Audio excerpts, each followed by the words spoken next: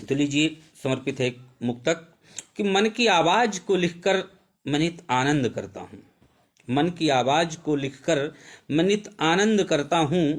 सुमन शब्दों की चुन चुनकर सुघर मकरंद करता हूँ। सुमन शब्दों के चुन चुनकर सुघर मकरंद करता हूँ और धरा की वेदना लिखकर नाम कविता का देता हूँ। धरा की वेदना लिखकर रूप कविता का देता हूँ। शांति मन को मिले माधव मैं वही छंद करता हूँ। शांति मन को मिले माधव मैं वही छंद करता हूँ। मौन से हो जो संभव जीत, मौन से हो जो संभव जीत तो मैं जगजीत बन जाता। मौन से हो जो संभव जीत तो मैं जगजीत बन जाता। सभी को बस में कर लेता, सभी का मीत बन जाता। न होती कहने सुनने की रीत जग में अगर माधव, न होती कहने सुनने की रीत जग में अगर माधव। जो रस छंद ना होते तो यूं ही गीत बन जाता। न तो फिर रस छंद ना होते न यूं ही गीत बन जाता। और इसी मुक्तक के साथ मैं आप सबके साथ जुड़ूंगा और आप सबका आशीर्वाद चाहूँगा।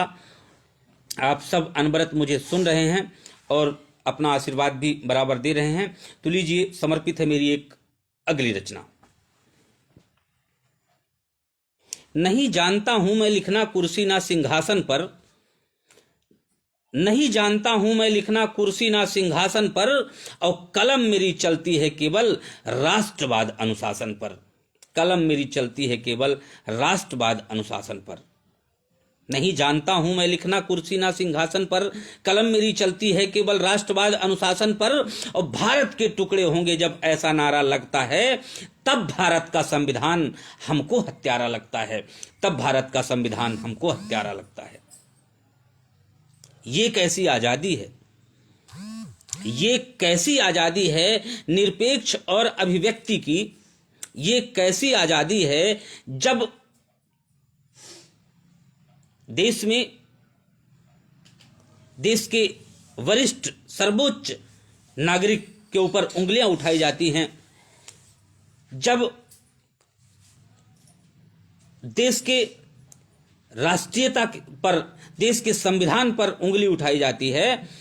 तब मैं लिखता हूं कि ये कैसी आजादी है निरपेक्ष और अभिव्यक्ति की। ऐसे में तो केवल माधव यहां जरूरत शक्ति की, ऐसे में तो केवल माधव यहां जरूरत शक्ति की। भारत मां की जय कहना जब इनको नहीं सुहाता है,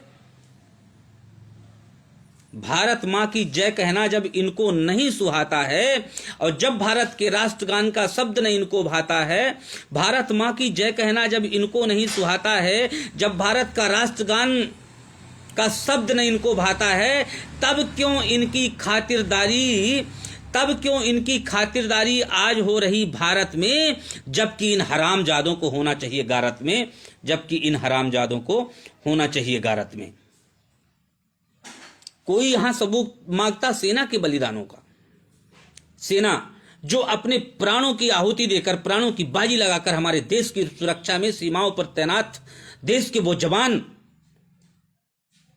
जो अपने खून का एक एक कतरा देश के नाम कर देते हैं, जब उनकी वीरता पर, जब उनके शौर्य पर प्रश्न चिन्ह लगता है, तब यहां से कविता निकल कर आती है कि कोई यहां सबूत मांगता सेना के बलिदानों का, कोई यहां सबूत मांगता सेना के बलिदानों का, जबकि खुद का खानदान है किसी मैमुना बानो का, जबकि खुद का खानदान है किसी मैमुना बानो का। तो तब क्यों चुप हैं सत्ताधारी, क्या अब सीने सर्द हुए? और 56 इंची बोलो क्या अब तुम सब नामर्द हुए? 56 इंची सीने बोलो क्या अब सब तुम नामर्द हुए?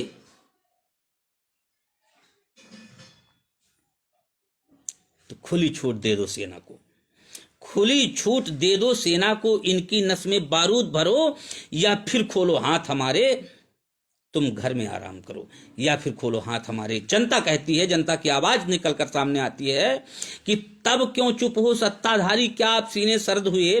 56 इंची सीने बोलो क्या आप सब नामर्द हुए? खुली छूट दे दो सेना को, इनकी नस में बारूद भरो, या फिर खोलो हाथ हमारे तुम घर में आराम करो।